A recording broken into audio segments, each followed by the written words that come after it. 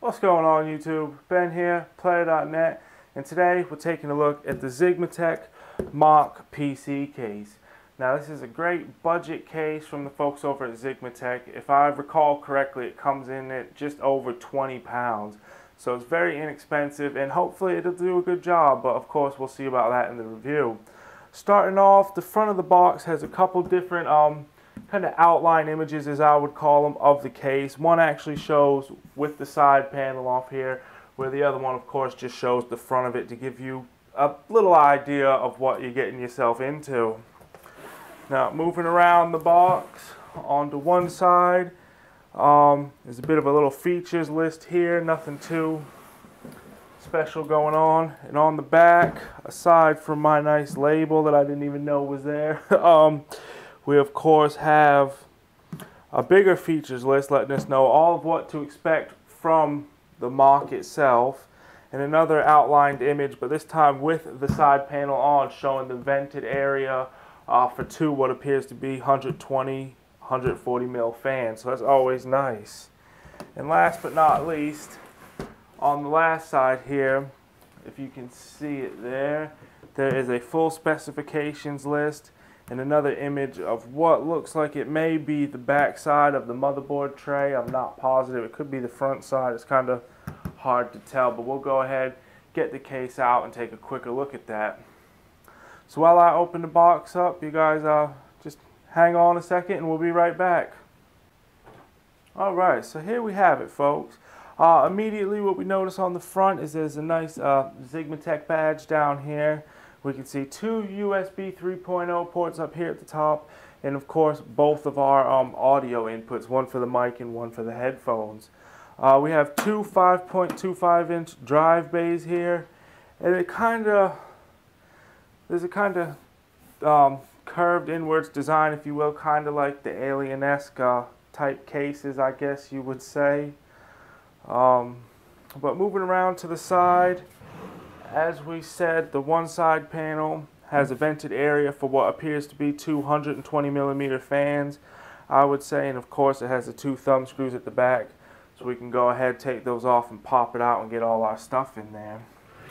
Moving around to the back, and we can of course see there's two holes here for water cooling, though they are filled in. Instead of having rubber grommets, there's a bit of a piece of metal in there that obviously when you figure out which way to push, and then you just push it through and it'll probably pop right out.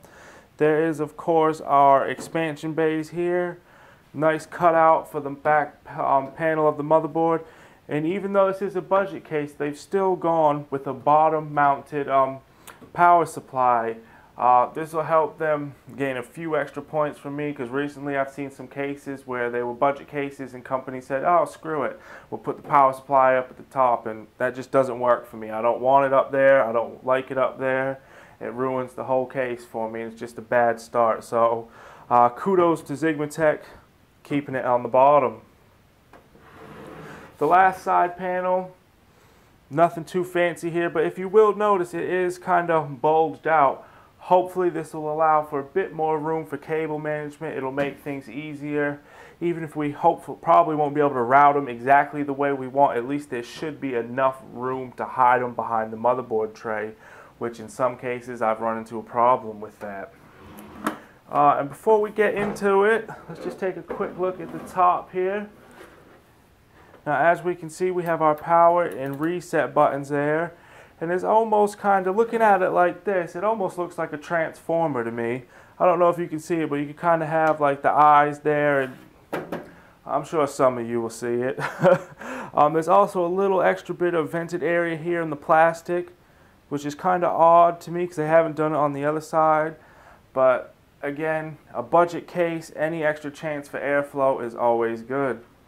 So yeah, what we're going to do now is I'm going to go ahead, take the side panels off, and give you guys a closer look at the inside. Alright folks, so here we have it. We've got the side panels off, and as you can see, it's actually pretty roomy in here. There's plenty of holes here to route some cables. There's a nice big cutout for easy CPU cooler installation, so that's always a plus.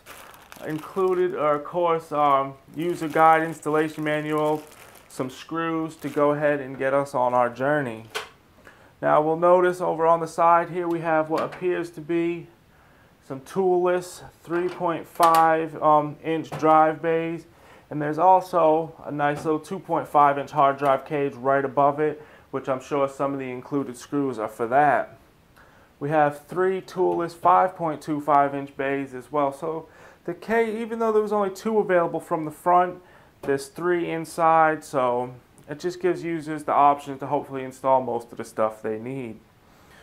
Taking a look at the back, there is an included 120 mil Xigmatek fan. It has nice orange blades with some LEDs in it, and you know, here at Player, we like our orange, so that's always good to see. A couple extra points just for the orange fan because I can. Moving on to the back of the case, and it's actually got a bit better cable management system than I would have thought for.